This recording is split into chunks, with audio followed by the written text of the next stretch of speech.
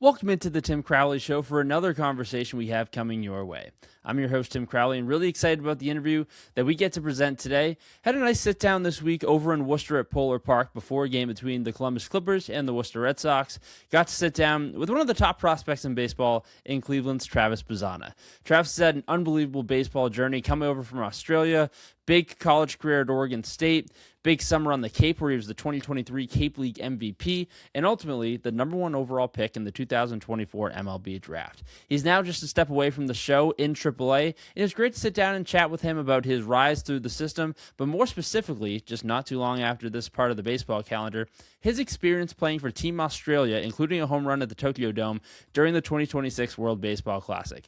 Great to sit down with Travis. Let's get right to it right now on the Tim Crowley Show. Here's the interview with Travis Bazzana. All right, so back in Worcester with Travis Bazzana. Not too far removed from the World Baseball Classic on the baseball calendar. When you first get that call to have that opportunity, what are the feelings like to be able to represent your homeland like that?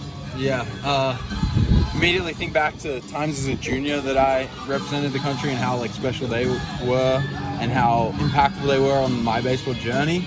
And obviously I'd looked forward to the World Baseball Classic for a long time, so just kind of, a lot of butterflies and good feelings as you get closer and closer to that tournament. What makes those games? Obviously, there's a different type of crowd there, but what makes those games maybe different than anything like you had played in before? Yeah, I think tournament baseball is different.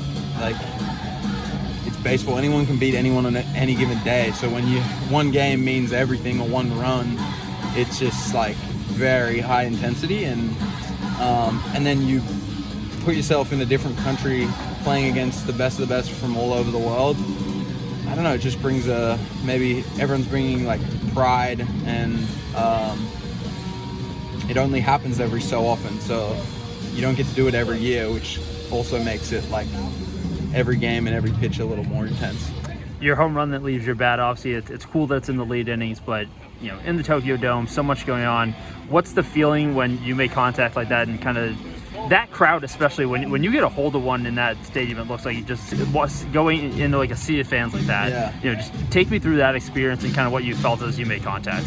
Yeah, I was in a good kind of flow when I was in the box there, and then when I made contact, I knew I got it, and the place went quiet, and that was crazy because there was a packed house, and it was extremely loud in there that day, but most of the fans were supporting Taiwan, and so when I hit it, they went silent.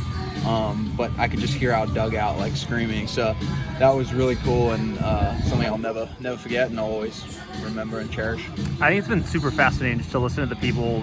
Obviously, some of the guys that are more veterans in the league weigh, what would you rather have, a championship for your country or winning a World Series at some point? Knowing that you've played in this environment now, going up to Cleveland, at some point, knowing what they've been able to do in the division the last few years, how do you weigh that in terms of what a championship would mean one day, but also something like this? Yeah, it's hard to really weigh it up for me in the sense that, one, I haven't played in the big leagues yet, so I don't know what the big league playoffs are going to feel like. I don't know what it means to be with a team for 10 years and fight for a World Series, But then there's the combination of I also, it's I wouldn't say unrealistic, but there's steps to Australia winning a World Baseball Classic. We're trying to make it to Miami this year, last year. We're trying to better ourselves every time, and as a country, it would be pretty out of this world for us to win a World Baseball Classic. So, I think World Series comes first in terms of winning it, but I care greatly about both, and I guess I'll see as my career goes on how they feel in different ways, but both very important. And yeah, I guess Australia probably has a longer way to go to winning the World Baseball Classic than Cleveland does to winning the World Series. Now that you're back in Massachusetts, we have to end with some Cape League talk. Obviously, you had a phenomenal summer there, winning MVP with Falmouth. What stood out to you the most about that experience and how special the Cape is? And also because it's an important one, in Falmouth, that snack shack's a little bit different than everyone else on the Cape. What were some of the, did you find food stuff that you really kind of took a liking to on the Cape? Yeah, I'm trying to think. We would finish the game and they'd have spare food at the Falmouth food shack, and oh my gosh, I can't even remember. I think I tried fried Oreos or something, some crazy stuff. Was it still Gator Bite time when you were there? Yeah, I think so. I honestly think I had that. I can't remember how I felt. I don't think it was too positive or too negative. It was like, oh, that's good. But, I mean, that was such a fun summer. Like, the Cape's a beautiful place, had great food.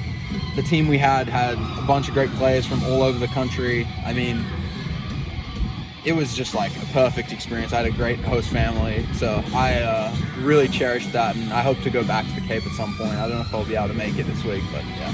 Travis, appreciate the time, and best of luck this season, knowing now just step away from the show. Thank you. Thanks so much to Travis for taking the time to sit down with me and talk about his WBC experience. We're going to have some more conversations in Worcester throughout the year with some other prospects who also got the chance to play in the WBC. Those will be coming in the next few weeks. Thanks so much for tuning in today for this episode of The Tim Crowley Show.